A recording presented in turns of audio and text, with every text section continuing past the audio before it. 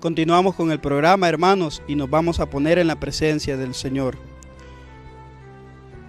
Ven, Espíritu Santo, llena los corazones de tus fieles y enciende en ellos el fuego de tu amor. Envía, Señor, tu Espíritu y todo será creado y renovarás la faz de la tierra. Oh Dios, que seleccionaste los corazones de tus fieles con la ciencia del Espíritu Santo. Haz que, guiados por este mismo Espíritu, saboreemos las dulzuras del bien y gocemos siempre de tus divinos consuelos. Por Jesucristo nuestro Señor. Amén. Hermanos, el programa pasado estábamos hablando acerca del sacramento de la penitencia o sacramento de la reconciliación, sobre la importancia, su necesidad para nosotros los cristianos y también sobre los nombres que recibe este sacramento y quién es el ministro de este sacramento. En este programa hoy vamos a comentar cuáles son los 5 pasos para hacer una buena confesión. Decirles, hermanos, que hay 5 pasos para hacer una buena confesión. Y estos son: examen de conciencia, el primero. ¿En qué consiste el examen de conciencia? Este examen de conciencia consiste en revisar nuestras faltas cometidas anteriormente, para darnos cuenta en qué hemos ofendido a Dios y a nuestros hermanos. Haciendo este examen de conciencia, nosotros vamos a buscar todos aquellos pecados que hemos cometido antes de confesarnos y después de la última confesión, para luego analizar en qué hemos ofendido a Dios, en qué hemos ofendido a nuestros hermanos y también en qué me he ofendido yo mismo. Examen de conciencia. Es el primer paso para hacer una buena confesión. El segundo paso para hacer una buena confesión es el dolor de los pecados que yo he cometido. Es sentir dolor de haber cometido esos pecados y que yo sienta ese dolor de haber ofendido a Dios y a mis hermanos también. No solo consiste en revisar. Para hacer una buena confesión, no solo vamos a decir los pecados, sino vamos a pensar cuáles son esos pecados que yo he cometido, si verdaderamente esos pecados que yo he cometido me duelen. Y luego vamos al siguiente paso, el tercero, que es el propósito de enmienda, o conocido también como el propósito de no volver a pecar más. ¿Y en qué consiste esto? Este propósito de no volver a pecar, este propósito de enmienda consiste en una firme determinación de no volver a cometer ese pecado, de no volver a pecar. En esto consiste el propósito de enmienda, en que yo me propongo no volver a pecar.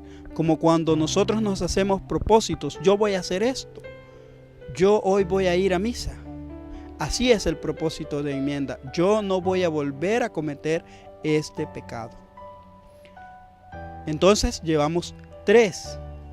¿Cuáles son? Dijimos examen de conciencia, dolor de los pecados y propósito de enmienda. Hoy vamos con el 4º paso para una buena confesión, y es decir los pecados al sacerdote. Hermanos, una vez habiendo hecho el examen de conciencia, recordar los pecados que yo he cometido, una vez que me han dolido esos pecados y yo me he propuesto no volver a cometer esos pecados, tengo que hacer lo más importante y lo que a veces nos cuesta, y es donde nosotros nos sentimos nerviosos a la hora de confesar nuestros pecados. Decir los pecados al sacerdote consiste entonces en decir todos los pecados de los que yo he hecho cuentas, no ocultar ningún pecado cometido, no ocultar nada por vergüenza, no ocultar nada por el qué me va a decir el sacerdote. No, recordemos, decíamos en el programa pasado, el sacerdote solo es un instrumento. Quien verdaderamente está presente en el sacramento de la reconciliación es nuestro Señor Jesucristo. Entonces, 4 pasos llevamos ahorita. Vamos con el quinto paso, cumplir la penitencia. Y esto es tan sencillo que consiste en hacer lo que el sacerdote nos ha dicho para reparar el daño por nuestros pecados cometidos, el cumplir la penitencia.